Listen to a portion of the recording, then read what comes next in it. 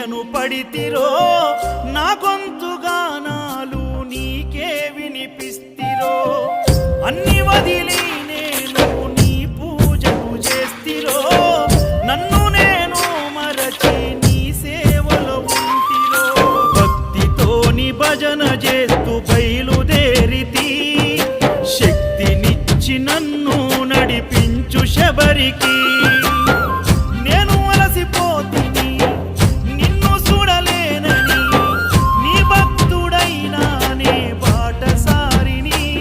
క్షణముండలేను తండ్రి నేను తల్లడిల్లిపోతి ఈ పాదయాత్రలో నీ దరి కాననైతిని ఎంత దూరం